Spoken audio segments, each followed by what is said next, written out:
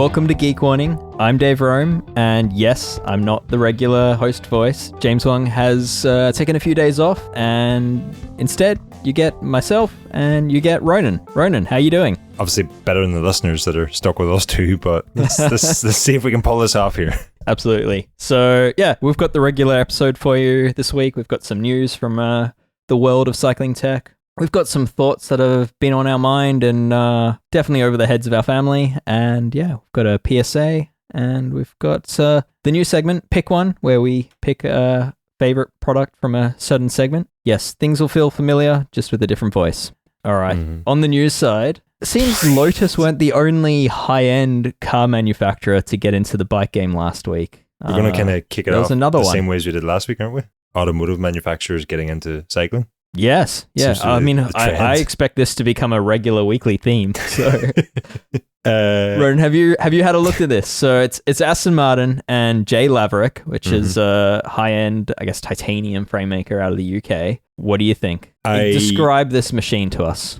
I think, first of all, the Laverack and Aston Martin connection there perhaps explained why my story on Ed Laverack went so well on the site last week, was because perhaps people were thinking there was some connection there, or perhaps Google thought there was some connection there and started feeding it to people, because that post did surprisingly well compared to what I was expecting. But yes, the new 0.1R, isn't that what it's called, from J Laverack and Aston Martin, what they're sort of describing as a true collaboration, rather than, the quote I heard was, rather than the marketing departments getting together with spreadsheets, or the licensing departments getting together with spreadsheets, they're actually two brands coming together to create this bike. Yeah, I mean, it's pretty fabulous looking, I think. There's a lot of interesting tech and design going on here. A lot of integration, I think, is probably the big takeaway from it, in terms of they haven't just gone with an integrated stem and handlebar, but they've actually entirely hidden all the, what were they calling it? A boltless cockpit, I think was what they were calling it, because you can't actually see. Yeah, there's basically like a stem top cap bolt, which somehow holds it all together with some expanding wedge that also doubles as the headset preload, but they've been a bit coy over how that all works. Does seem to be different to what you would traditionally see. It's interesting. And the brakes are integrated as well. Yes, I was just about to get onto those. Their own 4-piston calipers, which, I mean, probably not required, but pretty interesting. Yeah, so I mean, to step back a little bit, it's using 3D titanium printed lugs with carbon tubes in the middle. So kind of a design idea that has been done before. I guess most famously Bastion, that's exactly how they build their frames. There are some certain Bastion vibes in this bike when you look at the cockpit and all that. But yeah, I guess this takes things even further with those integrated brakes and the even further integrated cockpit. Yeah, it's certainly a lot going on here. Obviously entirely bespoke as well, in that, custom geometry. But you've also, because the stem and sort of center of the handlebar is 3D printed tie, the extension, or the drops then are carbon and bonded together. You can actually, to the millimeter, if I understand correctly, spec what width of handlebars you require. Also, it's the same with the cranks, in that the crank arms are carbon, but the tips are 3D printed tie. So again, you can get whatever, down to the millimeter length of crank arms that you like. So yeah, I just think that's too much options. So it's made to order. I saw some mention that they're doing bike fitting at Aston Martin headquarters, which is not the headquarters you'd expect it to be at. Yeah, it's using parametric design for the customization. So it's stuff that, again, has been done. It's exactly what Bastion does in that sense, with the options for parametric design, custom geometry with custom handlebar, custom crank lengths. It's all stuff that exists today, but now available through Laverack and Aston Martin. What is not available today, well, it is now, but it wasn't before last week, was is it DB7 alloy wheel inspired chain rings, and that the chain rings mimic the pattern of the alloy wheels from the car, which, again, if you're a car nerd, that's maybe, could be DB9 actually. It's one of the Astons anyway, which, I mean, is kind of neat. An extra little design integration that, kind of one of those, if you know, you know. I thought that was neat. My sort of question, I don't know if you can answer it, Dave, and maybe it's not fair to throw it at you, but I'm going to throw it at you anyway. Are there any potential issues for having integrated calipers like this. I mean, I don't know how these work, but I know how sort of precise you have to be with setting calipers, regular calipers. To wind back a little bit, they're claiming that you can pick your drivetrain, you can pick your group set, any of the wireless options, so you can get SRAM, Shimano, or Campagnolo, which tells me that they have full control over what seals they're putting in those calipers. So if you're using one of those 3 levers and then connecting it to this caliper, you basically have full control over the ability to match it to dot fluid or mineral oil fluid. So straight away, it tells me that they're rebuildable, which you'd hope. And it does seem like, I haven't been able to find any clear photos of it, but it does seem like the brake calipers are kind of modular or removable. So like while the mount for the caliper is built into the frame, from what I can tell, there's probably like the moving components of the caliper, or even the caliper itself is sort of housed within that and removable. So yeah, I don't know how easily these are going to be to adjust over the rotor. That seems tricky to me. And I'm not entirely sure how they're mounted in that regard, but I don't know. It's a tough one. I think as long as the parts are made available, then I don't see too much issue in this. But yeah, remains to be seen how easy they are to bleed, how easy they are to adjust, how reliable they are, what the brake feel is like between 3 different brands of levers. There's a few questions there. Fundamentally, though, dare I say, and I don't mean to come across a little bit dismissive here, but if you're buying this bike, does it matter? That was sort of the same thought I had last week when the Lotus bike came out. It was like there was so much sort of kickback to the pricing, which I totally get, but there was only 136 of those things. I'm not justifying it at all, but I'm just saying it was a car brand. There are only a limited number of these things. It was an expensive car brand. For now, yeah. That 136 was just the limited edition launch model. From what I understand, there's a more affordable, less spec'd regular version to follow if or when they sell through the first 136. Yeah, I mean, we'll see on that one. But yeah, I mean, this one, there is no price mentioned. It's basically... It's POA. Yeah, yep. It's also worth mentioning that it comes with a pretty amazing hard case. The last time I think we saw a hard case that good is probably BMC Masterpiece or similar. The only other thing I can think of that's POA on the price is like a hard case, as in a house to store the thing. Is that the kind of pricing? Is that the kind of hard case you're talking about here? Yeah, the case is not small, but I'm sure nor is the price. We were talking about brakes there, so I just very quickly checked the price of getting the rear brake pads changed on your Aston Martin. Oh yeah, £570. So I don't know. £570. Yeah. I mean, that we're talking about cars here, but I would not be surprised if these need to go back to Aston Martin also.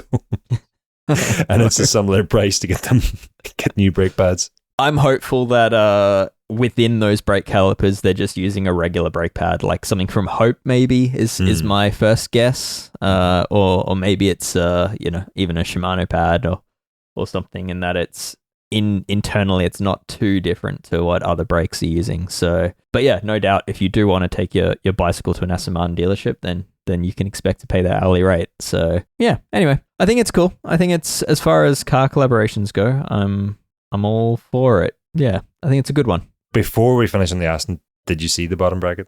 No, I did not see the bottom bracket. The bottom bracket is also a thing of beauty. We'll leave it at that, and both yourself and the listeners can go and check it out if they haven't seen it yet. Okay. All right. Well, there you go. A bike you and I, Ronan, probably won't be seeing or getting our hands on anytime soon. I can't imagine there's much of a review fleet hanging out there. So. No, dare I say not. So, but yeah, it's for anyone out there that has an Aston Martin now and wants a matching bicycle. I mean, this actually looks like a genuine collaboration that is actually quite interesting. So I'm all for it, and it's nicer than certainly seems more than the marketing collaboration that you mentioned earlier. So. Moving on from Aston Martin to a brand sort of has been about cycling for a bit longer than both Aston Martin and J. Laverack. Cinelli, Dave, are bringing frame building back in-house. Have they been around longer than Aston Martin? I mean, in the cycling space, I mean, like Aston Martin have been in the cycling space for... yeah, okay. Fair. Yeah. And J. Laverack are a pretty young brand also, so I'm very confident in saying that they've been about for longer than J. Laverack. Yeah, so Cinelli, first time since 1981, they've going to make frames in-house in their Milan facilities. I think it's quite exciting, and yeah, they've been offshoring frames ever since. They'll continue to offshore frames, but this, they're going to have some a range of steel and potentially even titanium frames coming out of their own headquarters. And I think this is interesting because the brand is the sibling brand to Columbus Tubing. So it's the same house as Columbus Tubing, and it kind of makes sense that if you're going to make the tubing, that you make the frames. And for me, this might actually also help them advance their tubing sets for everyone else if they're all of a sudden experimenting in house with this stuff. So I think it's quite interesting. I think it's it's classic Italian tubing, hopefully made by masters, and I think it's a cool story. I just it'll be interesting to see how well they get this going, because it's been quite a few years of that brand offering I guess somewhat generic frames. Do you think is this a sort of post-COVID thing, moving back closer to home with manufacturing facilities in it? I think so. I mean, they've obviously been making tubing in-house this whole time, so it's not like they weren't manufacturing in Italy. But I'm not entirely sure what's driving it. Maybe there's some newfound passion within the building that really wanted to make frames. But I think it certainly makes more sense to me that if you're the sibling company of Columbus Tubing, that you'd have a frame making facility yourself rather than offshoring everything. So that's just launched. No real word on pricing yet, but will be competitive. And that kind of comes off the back of Columbus obviously expanding their range, something we covered at Made with they've now got an entire integrated cockpit, which is kind of a turnkey solution for frame builders that want to hide cables. That looks pretty good. And then they've also reintroduced titanium tubing, which they hadn't done for many, many years. So it seems like they're back and paying attention to the brand. I'd say over the last few decades, that brand had sort of dwindled down a bit in terms of how loud it was shouting about its products and its innovation. But it does seem like there's some newfound investment or passion in that building. So one to watch. One of those classic brands is like they're just sort of, I don't know if on the decline is fair to say or what, but just as I was coming into cycling, it seemed like it sort of got forgotten in some ways. And I think without being too harsh, I've seen more Cinelli t-shirts in my life than I've seen Cinelli bikes. Yes. But hopefully that's about to change. Yes. And hopefully distributors around the world can restock the gel cork bar tape, because that is a fantastic cork bar tape. It's been really hard to come by in recent years, so I'll buy some. I always wanted to buy the Cinelli RAM, and it was like the first integrated bar and stem, wasn't it? Like way back when all bikes had the cables external, and brakes weren't a thing on road bikes. When it wasn't a thing, Cinelli had it. When it is a thing, Cinelli no longer have it. Yes. Yeah. I remember it looked cool, but it was very, very heavy. It had a lot of solid aluminium in it, and the only one I ever saw used to get it on a suffered. C50 with Art Decor. Just true. Yeah, the only one I ever saw properly had the paint had corroded, like corrosion from underneath the paint had kind of ruined it forever. Like all the aluminium bits were exposed, and it didn't look super good, so it got retired. But a cool product, and perhaps we can blame them for all of the non-adjustable handlebars that we're having to suffer through now. So. Dave, I was trying to eat my breakfast this morning, and you shared a link. What is this you shared? Yeah, on Twitter, a reader, Frederick Bond, shared this with us, and it's by, I believe he's Polish, Bartosz Dinowski. Seems to be tackling a bunch of topics on his own blog, and he's doing like advanced illustrations, I guess, or visualizations, while covering off like pretty complex engineering themes. And he's just tackled how a bicycle works, and it's very much one for the geeks. So I thought I'd just mention on this podcast. I'm going to include a link to it in our show notes. It's certainly worth checking out. Probably going to need about 25 minutes, half an hour to read through it. But he's got some really cool visualizations around the body weights of geometry, so you can kind of shift a rider up and down in terms of like a rider's aerodynamic position, and sort of watch the impact it has to how the wheels are loaded front to back, or how the pedals are loaded. The one that I played around with for more time than I care to admit is the visualization, and each of these have like a slider where you can like slide it back and forth and see how the forces sort of affect the different components you're looking at. But the one showing the deformation of tires. I like that one. Yeah. So yeah, it's it goes on quite the deep dive. It then covers things like frame flex and the forces through frames, and it also starts with the forces applied to a wooden box.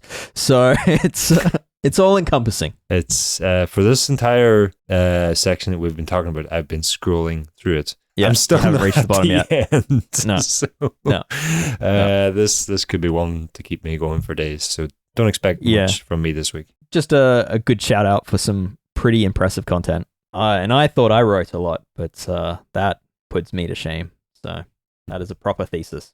I think, changing tune a bit. There's some news out of the industry this week. The big one that's coming out of the UK is that Rapha hasn't turned a profit really since they were acquired some 6 years ago. I think this is an interesting one because they're obviously big. They've grown plenty, but they were profitable prior to acquisition and they haven't been since. But I think it's worth noting that profitability factors in the debt of their own purchase. So it's sort of, I think there's ways to look at that, and I think the main takeaway there is that they're growing. And they actually came pretty close to profitability a year or two ago, and it's kind of slipped further from their grasp in the last year. But dare I say, compared to a lot of others in the industry, they seem to actually be thriving.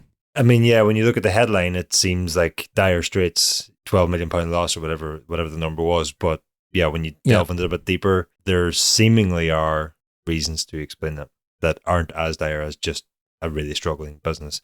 I might just correct you, though, on saying that they weren't profitable because in the statement from their CEO, he said, despite the negative profit year, which I thought was a very, very glass half full way to look at that loss. Yeah. Negative profit. So they've been negatively profitable.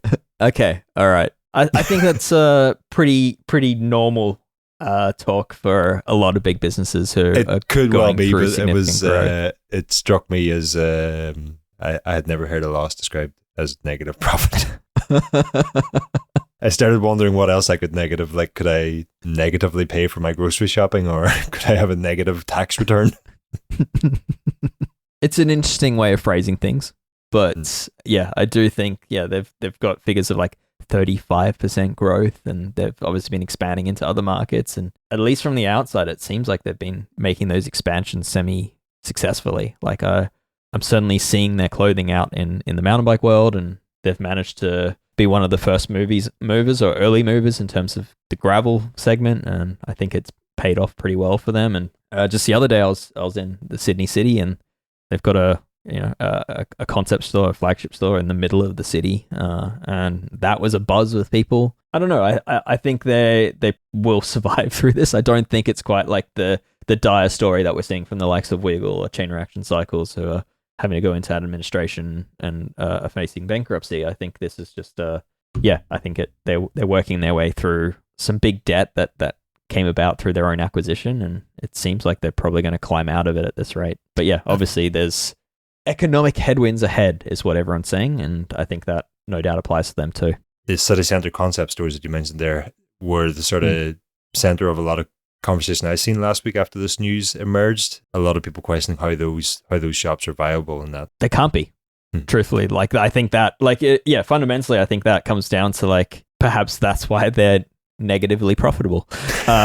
Is a store like where they are in Sydney City, I'm guessing it's $30,000 to $35,000 rent a month. That's Australian, so I mean that's not in your money, Ronan. That's that's the cost of some bread and some Nutella. But it's I think it's worth noting that I mean that's you're probably not going to sell that much clothing through a store. It's a branding exercise to be there. And I guess my surprise to still see them there was that I thought it was like a pop-up store to open during the Worlds in Wollongong. And the fact that they're still there and the store was packed with people, I was somewhat surprised to see that. But anyway, it's still a good product, still a good brand. Not one I expect to disappear anytime soon. What you may know, Dave, or what you may not know, Dave, is that Rapha actually brought you and I together. Really? And I'm just going to leave an awkward silence there for a second before I explain that comment.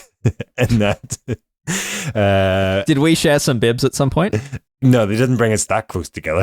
Oh, okay. All right. But... Because I have a story to throw Champion Systems under the bus, which is I once tested a skin suit for them and they asked for it back because they needed to send it to the next media outlet. Oh, okay. I wish you hadn't told me that.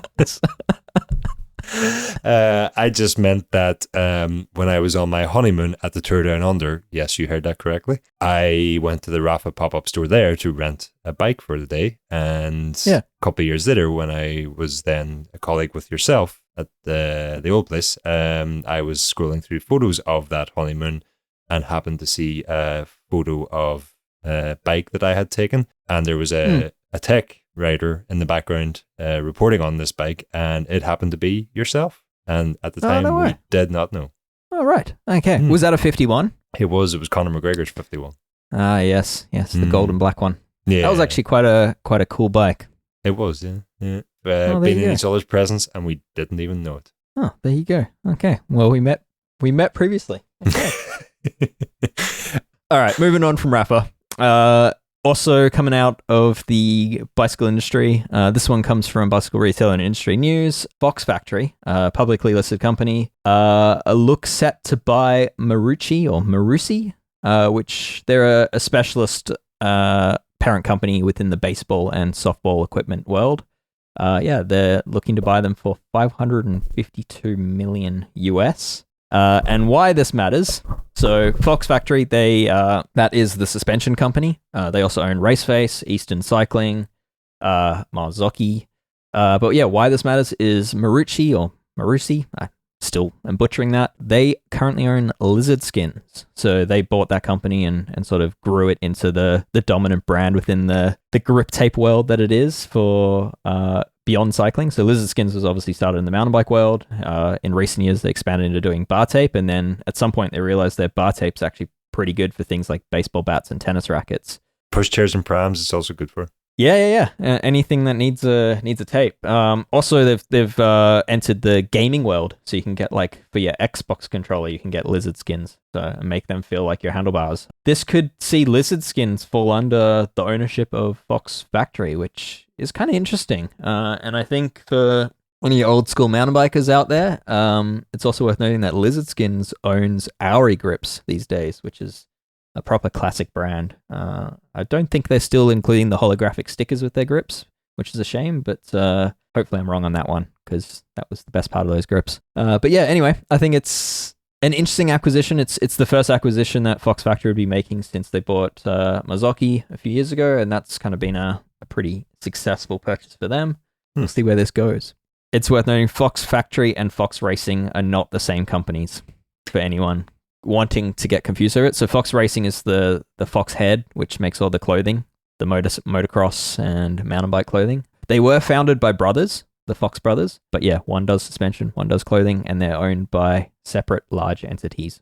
Any relation to 20th Century? Different brother? No, I think that was a different sibling again.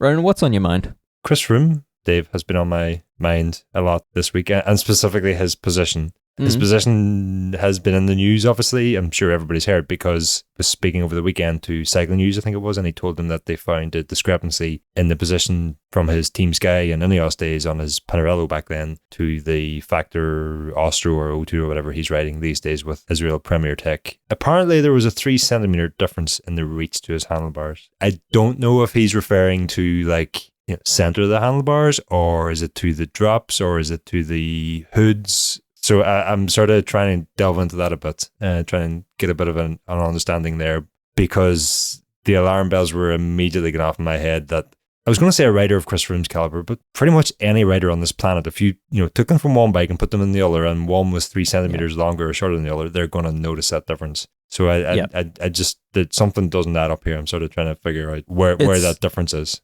It's an amusingly bonkers story in that sense, because it's just something that any amateur cyclist is just what? 3 centimeters is huge. So there's a little bit of plausibility though, because the guy had a serious crash. So there's yes, it's not, you can't just disregard it entirely. There could be something going on there. There could be something going on there, but once you have a serious crash, your body changes and then you get another bike fit, which is exactly what he's done. for me, the sticking point with this, and I mean, this shouldn't be the sticking point, but for me, his mechanic he's had the same mechanic across from Sky. He brought his mechanic across. Gary Blem, he's an incredibly talented mechanic. Like he used to be the personal mechanic for Mark Cavendish prior to Froome. And he's been doing this his whole life. Those mechanics, when you have a mechanic that is basically responsible for one rider, they know the numbers on those bikes off the top of their head. You can ask them saddle height, they'll give it to you to the millimeter. You can ask them reach the cockpit, they'll know it exactly. 3 centimeters isn't something that if it just came up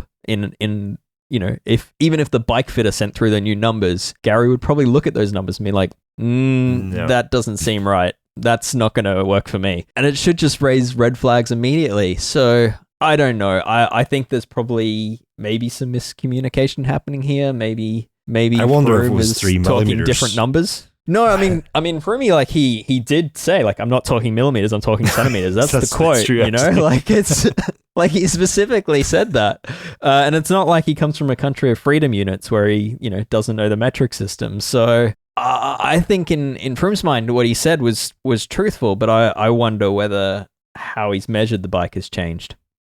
Well, he has actually, since moving across to Israel Premier Tech, he has been on both a 54 and a 56 centimeter Ostro, which obviously, size change difference there could introduce some discrepancy there. But I believe he is back on a 56 now, which would be the size you'd expect a rider of his height to be riding. If not, he's a pretty tall guy. I might have thought he might have been on a larger frame, but going back to his Team Sky days, he was also on a 56 Pinarello, so that makes sense there. Rather unfortunately, I might say, almost to a year to the day that he made these comments. So basically a year ago, Chris Froome had uploaded a video on his YouTube channel of him getting a bike fit done and having his numbers checked in that. So, he would have been on the same bike then as he is now. There's probably had countless bike fits since he left Team Sky. How this hasn't come up before now, I'm not entirely sure. I have a hunch. I'm not going to say what it is because I don't want to draw any conclusions or throw any shade until I've got an answer either way on this, but I have a hunch as to one explanation as to how this could have happened. It is one of those stories. We've got it up on Escape Collective. Joe Lindsay wrote it up, and it's hard to believe, but the fact that he actually said it and it's been requoted by multiple outlets it's strange. As someone who is never quite happy with their bike fit, I can sympathize with him entirely if he's not feeling that. And then also, just as we've already mentioned, the crash he had, come back from that, you gotta imagine he's going to have some lasting side effects from that. So yeah, hopefully he has, whether it's 3 centimeters or not, I'm not sure, but hopefully he has got to the bottom of whatever was going on with this fit. Yep. Good luck. Hopefully, what's on your mind, Dave? On my mind, I just finished up a review between Feedback Sports and Park Tools' top most portable repair stands. So that's now live on the site, and on my mind is just how adamant I am that a repair stand should have angle adjust to it. So the ability to tilt the bike while it's clamped, and that's a big reason why I don't really rate like more road style race repair stands, the stands that like sort of mount a bike from the bottom bracket and you connect the dropouts. Is that there are exceptions to the rule there. I think Unia and Toe Peak both make versions that can now be tilted, but I insist on being able to tilt a bike because it's necessary in order to let gravity do its thing when you bleed hydraulic disc brakes. It's important and very useful when you're trying to get a cable to find its way through a frame. It's important when you want to get underneath the bike to check the cable routing at the bottom bracket, and you just want to get it at a better eye level rather than you having to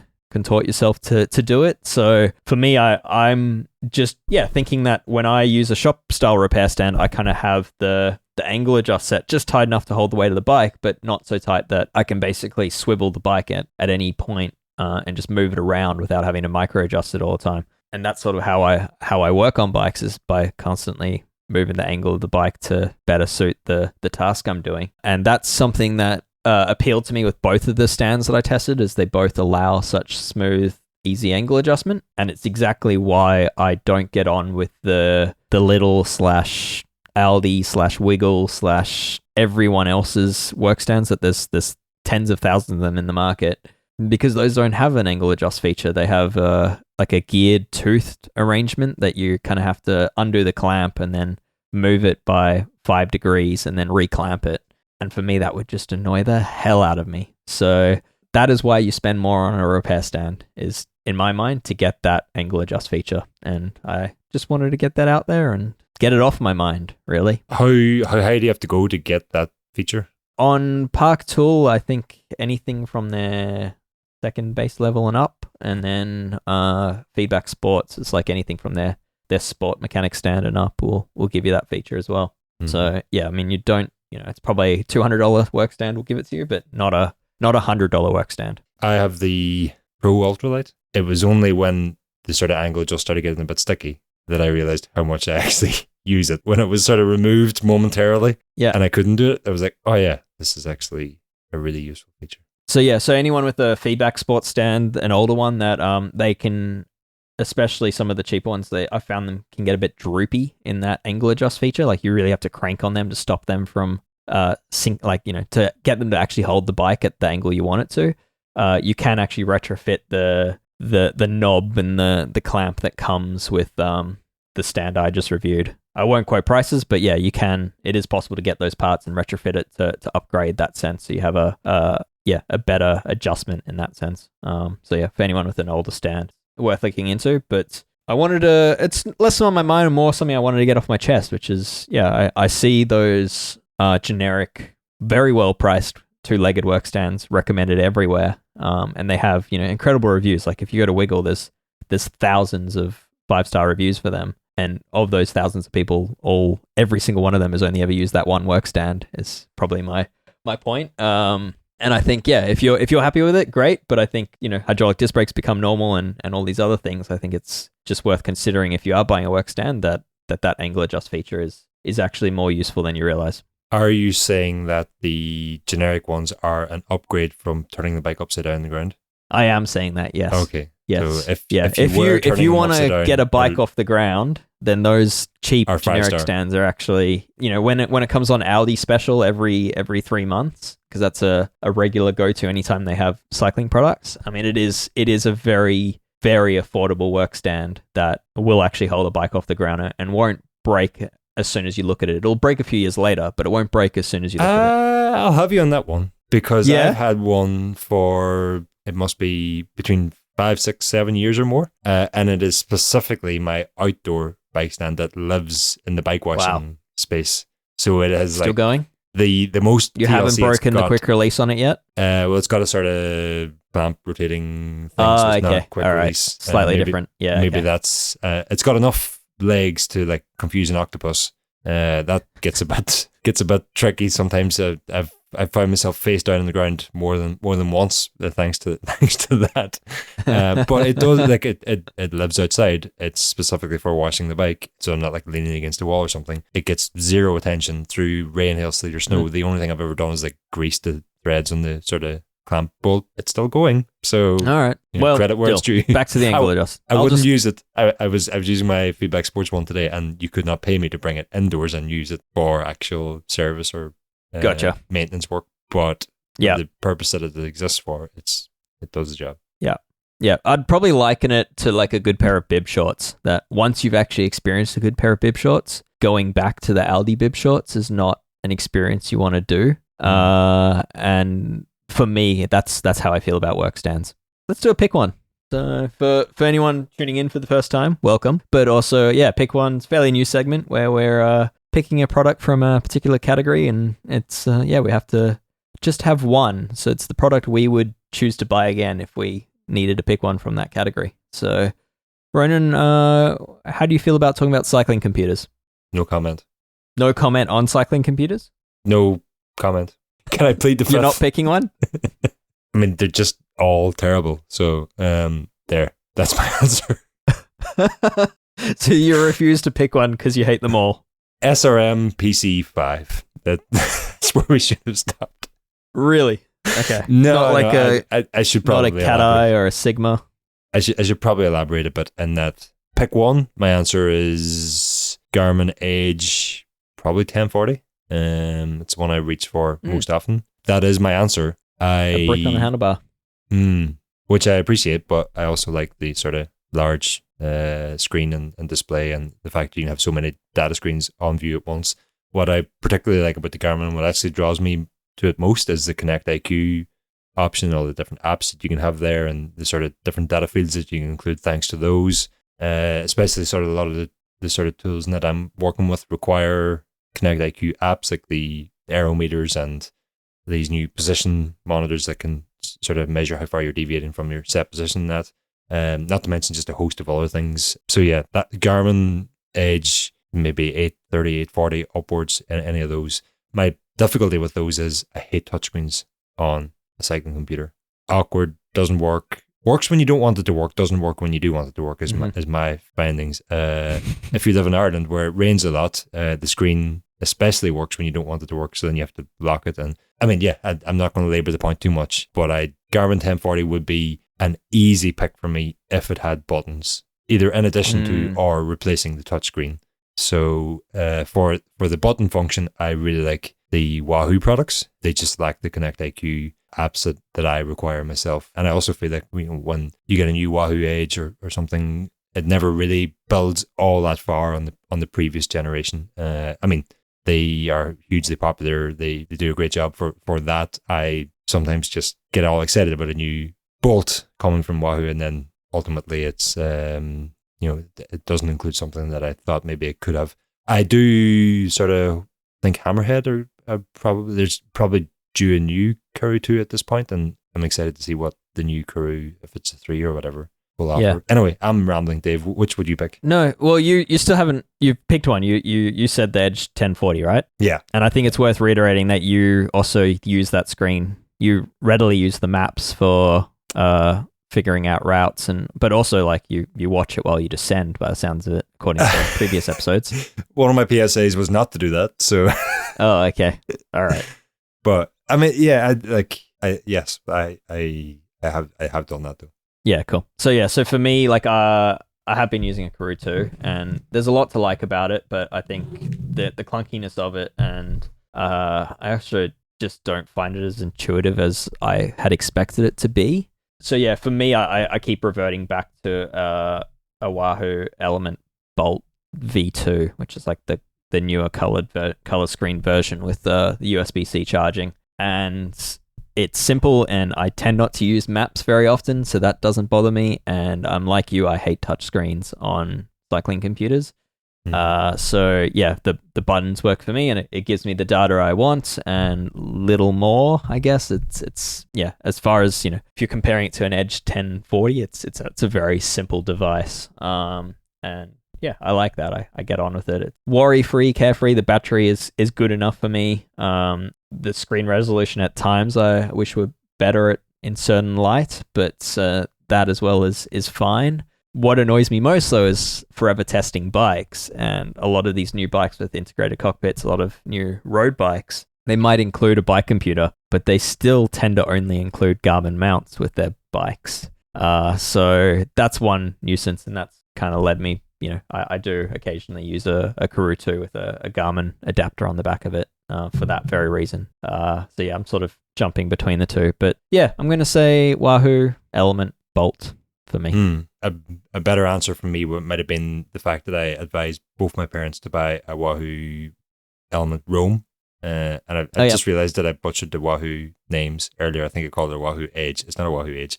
Anyway, Wahoo Element Roam, when my parents were both looking for new head units, that was what I steered them towards. So I'm a bit of an outlier, possibly, in terms of what I'm looking for in one of these head units. The Roam, I mean, it's my namesake. I should be really into it, but it's yeah, I don't know. It just feels quite like a dated computer now to me. It feels like it's an old piece of tech at this point. It works very well, but I don't know. Just do you get that sense, like the screen and all that? Like it just they brought out the updated one this time last year, wasn't it? Roughly this time last year. Okay. All right. So I'm on the previous one, but yeah, that was kind of my feeling at the time, was like it could have went a step or two further, and it didn't. Yeah. But I appreciate, like, as I said at that time also, especially the Connect IQ apps are something I'm looking for in a head unit. And I 100% understand that Wahoo probably never want to go down that route. I think keeps things simple. Yeah. Cycling computers.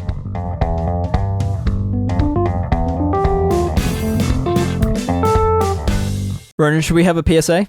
Yeah. Well, we didn't ask you what new tool you bought this week, so there's loads of stuff that we've let slip since James left us here in the lurch on our own for a week. Yeah, I don't think we need to dwell on my unhealthy buying habits every week. I think we can just skip a few weeks there, and then that way there's less judgment. I had actually planned not to ask you what your latest tool purchase was, but to ask you what your latest bleed kit purchase was, or what bleed kit you would recommend, because I had a highly frustrating. Basically, I've become disillusioned with the bleed kit that I was using for the past few years, and I'm ready to invest in a new one. I'm kind of the opinion that I prefer to use bleed kits specific to brake manufacturers rather than universal bleed kits. So I think as far as universal bleed kits go, there are some good options, but a lot of the time I find that the fittings aren't quite as good, or a little bit more frustrating having to change the fittings and swap fittings than You're just telling having the guy who has mineral oil all over his wall tonight.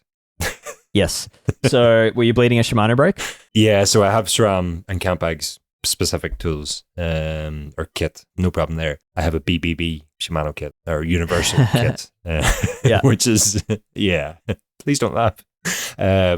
So Shimano, the key trick there is there's a little insert that goes into the hose that Shimano themselves do on their newer pro level syringe. Thankfully, other brands are now offering it. So Park Tool have it in their bleed kits, and they also offer a little upgrade kit that gives you that hose plus a few other bits you'll never use. So that could be an affordable way to get that hose. And then I think there's also other companies, potentially, don't quote me on this, but maybe like bleedkit.com are now offering that same little metal barb insert, and that metal barb insert goes inside the bleed nipple of the caliper, and it basically creates like a secure fitment between the hose and the caliper bleed nipple. So it works on every model of Shimano brake with the bleed nipple, but basically it means you can almost go hands-free. You can let the whole syringe filled with fluid just like dangle off the caliper without any risk of it like popping off and spraying fluid everywhere, which is what I'm guessing happened to you. Not actually. The syringe and you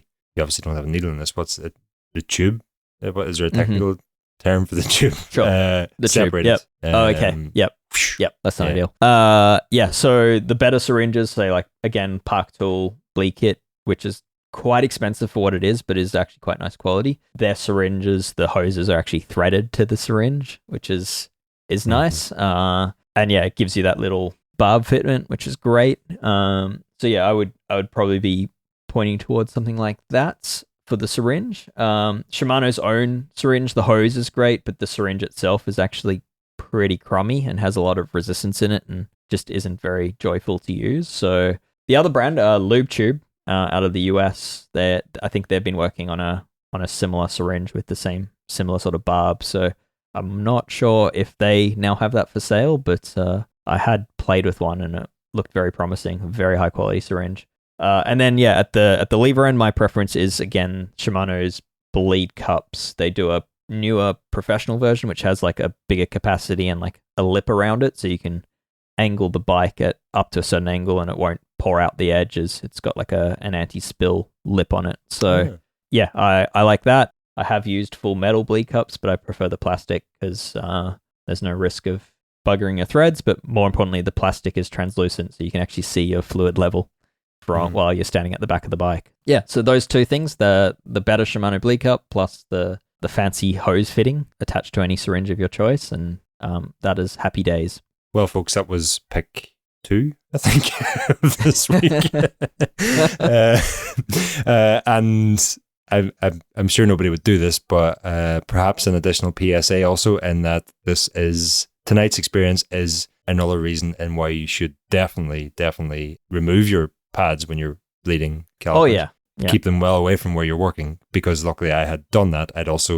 The wheels and the rotors were pretty far away, so when the mineral oil did spray, nothing but the wall got contaminated, which I was... Yeah. In my opinion, I feel like saying remove your brake pads to bleed your disc brake, or at least to bleed your Shimano disc brake, is kind of like saying don't stick your hand in a meat grinder. It should just be done. But I know many people try to skip the step and maybe don't have a bleed block, and then they think they'll just keep the pads in. Don't do it. There's just too high risk of spilling on your pads. The only time I've ever done it is when I hopped on a bike that I can't remember for whatever reason, but it was a SRAM equipped bike, and I was late for a club spin. I was already late leaving the house. I left the house, got to the end of the drive, realized I had no rear brake at all, and went back and basically changed the pads and rebled the thing in like minutes. And I did not use a bleed block. I just, winged it. And I was very, very nervous about destroying everything and trying to take a shortcut. But it worked out that time. But I wouldn't recommend it. I will say there are other brakes that you probably could get away with bleeding them with the pads in. Like SRAM, some of the SRAM models are pretty clean to bleed, but even still, take the pads out whenever you bleed brakes. It's not worth the risk. And taking the pads out means you can clean those all-important pistons before you push them back into the bores. Don't push dirty pistons back into their bores. There you go. That's actually not the PSA, but maybe it should be. Maybe it should be. Do the PSA quickly also? Yeah, my PSA was related to pedals, but I feel like not pushing dirty brake pistons back into their bores is perhaps a better PSA. But I just want to say with pedals, will we leave everybody in suspense wondering what your PSA is about pedals? It's not a safety thing, I think, so we can safely hold it until next week and keep everybody on the edge of their seats for an entire week as they eagerly anticipate the next episode of Geek Warning to find out what is the pedal PSA. Let's do that. I mean, I'm kind of of the opinion that no one's actually listened this far to our rambling without James to keep us on track. But let's do that. Let's keep a PSA related to pedals for next week. Okay. In the meantime, don't push in dirty pistons. Yeah, stop pushing dirty pistons back into their calipers. That's why you get sticky pistons. To make that a little bit more useful, I use a bottle brush to clean them. So use an isopropyl alcohol and a bottle brush, specifically a 20mm diameter Viken bottle brush for anyone playing at home. And that just makes cleaning the pistons incredibly easy. I literally just spray the isopropyl into the caliper, get the bottle brush into the caliper, clean it, wipe it off with a rag, and you're done. And then you can push those pistons happily and smoothly back in to where they want to go and bleed your brake. I was working on a pro bike last week that had an incredibly sticky front caliper to the point where it just wouldn't release anymore, and I'm pretty sure that's what has happened at some point, that for whatever reason they were sticky, got pushed back in while they were still dirty. I only had half an hour with the bike. As much as I tried, I couldn't get them freed up again. Is there anything you can do to sort of correct that if that has happened? Depends on the calipers. Some calipers you can rebuild. Shimano, in theory, you can rebuild, but Shimano doesn't sell parts for them, and I don't really believe in using aftermarket pistons inside a Shimano brake, which is kind of your only option. You can you can do an external service to the calipers. So for Shimano, their recommendation is to actually get their own bleed block and file down half of it, remove half the side of it, and that gives you a piston exposure tool. You can put that in the caliper, and then you squeeze the brake lever until one piston basically comes out to its maximum limit without popping all the way out, and then you clean that piston, and then you gently push it back in, and then flip that bleed block, repeat the process on the other side, and you might need to repeat that a few times, but that would help to clean out the seals, clean out the pistons, and hopefully get things moving the way they should. I'd also say a full flush of the brake fluid would be a good thing to do at that point, because you'd probably find that fluid's pretty manky and not the color it should be. So on the piston exposure tools, you can, if you're careful, just use a tie lever for that same thing. I take things a step further, and Chris Hershap, who's a Escape Collective member, he actually offers 3D printed exposure tools for sale, which means you don't have to file or cut down a Shimano bleed block, which is just annoying to do. So there are options there. It's quite quick with the right tools. It takes a couple of minutes at most to do that. I guess just further on that PSA, where that comes from is most people, when they change their brake pads, they stick a screwdriver in between their old pads and wedge open the pistons, and then they take the old pads out, put the new pads in, and call it job done, and slap themselves on the back for being an excellent mechanic. Don't do that. Take your pads out, clean the pistons, push them back in, then you can do some new pads. I also take things a step further with Shimano brakes, because the bladders in Shimano brakes are quite delicate. I was going to try and sound smart and be like a good mechanic and say that I was going to ask you, is it necessary? I always open like the bladder before I push them in, just in case. Yes. Is that where you're going? Yes, it's not necessary in that if the brake was bled completely correctly the first time around and there's the exact right amount of fluid in it, then in theory you should be able to push the pistons back into their bores without any risk of damaging the bladder at the lever. But I don't take that risk, and I just crack open the bleed port at the lever end, just to remove any pressure from it, and then I push the pistons back in, and then that way, if there is too much fluid or there's any back pressure in the master cylinder bladder, there's at that point there's zero risk of causing damage. So it's just an extra step that adds a few seconds for me. For some people, it might be scary because you're opening up the fluid, but with Shimano brakes, it's a pretty clean process. And specifically with Shimano brakes, I do that just to ensure against issue. The other thing is the pistons themselves are quite delicate. You know, they're a ceramic piston, and they can be quite easy to crack if you're not careful with them. So opening up that master cylinder bleed screw and removing the pressure means those pistons have less force behind them, so they'll slide in more smoothly, and there's less risk of damaging them as well. Is there any part of the bike these days that isn't easy to crack? Easy to crack. Yeah. It's a good question. An inner tube, maybe. Maybe. Less using TPU. Very good. Yeah, I tried I didn't have the I tried the tire lever tool. Basically, the hack cleaned everything, rebled the entire system. One side just completely stuck, and the other side free as a daisy or whatever. You know, being a pro bike, as you can imagine, this is top end equipment. It was rather just sad to see. As far as I could tell, that caliper seemed to be dead. Yeah, that's unfortunately with some other brands, you can get replacement piston kits and you can do a full rebuild on the caliper. It's arguably, if you're in a shop, it might not be something they do because by the time you factor in labor and the spare parts, you're already above the cost of a new caliper. But yeah, Shimano, they just don't offer those parts. And AliExpress for aftermarket pistons just seems a bit sketchy to me. So I would recommend a new caliper at that point, unfortunately. Oh, well, on that unfortunate note. We've got a few little self-promotion plugs for ourselves. I've got my own tool newsletter now, threaded. We've had 2 published now. Last week's was all about torque. So if you haven't seen that, please go to Escape Collective, check it out. It's in the tech section. You can sign up for free, and that way you'll get it sent to your inbox whenever it gets published. Ronan, you've got a new podcast, Performance Process. I think I'm a podcaster now. I mean, I'm usually on about 3 podcasts a week these days. So you can find me on this podcast, obviously, on Placeholders, and also on Performance Process, which is a members-only podcast for the Escape Collective members. And every other week, we delve into some of the processes behind some of the top performances in the world. Last week's episode was a sort of 101 or a how-to guide on aero testing at home.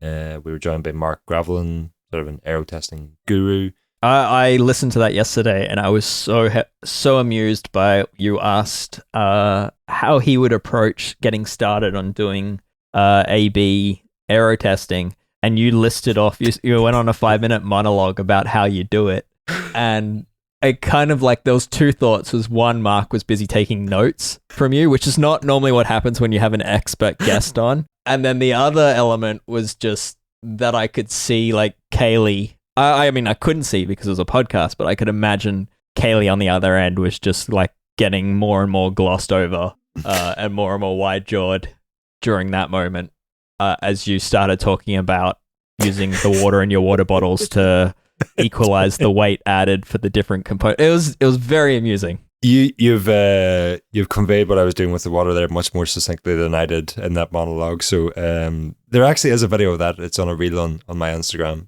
You can check out Kaylee's reaction. We recorded it much like we're doing with this. So yeah, you can see it. It started off with sort of bemusement and then maybe bewilderment, and then by the end of it, it was just acceptance. He was on board by the end of it. So. Yeah. I think Mark just responded to your monologue with okay. I still maintain though, like just to get a little bit of background on that. If you're doing AB testing and you're testing helmets, you probably don't need to go that extreme. But as anybody who has been on Escape Collective from day one will know, I have some kind of a plan to run an aero leaderboard where I might actually aero test the various bikes that we have come into us and sort of rank them in terms of their aero efficiency. And that is such a difficult thing to do. I appreciate it would be difficult when I made that sort of plan and wrote that piece. It's been even more challenging than I thought it would have been. And I'm not going to have an answer on that this year. But for that sort of testing, I still think that is the sort of lengths that I need to go to. Anyway, it was a good podcast. Check it out. It's worth noting that for the full version of that podcast, it is members only. It's exclusive to Escape members. It doesn't matter what tier you're on. You can just be at the reader tier. You can be subscribed per month. You can be subscribed per year. You'll have access to those members only podcasts. And that leads me to the other members only announcement, which is this week, we have our first members-only Geek Warning launching. It's going to be an Ask a Wrench episode with myself, James Huang, and Zach Edwards of the Boulder Gruppetto.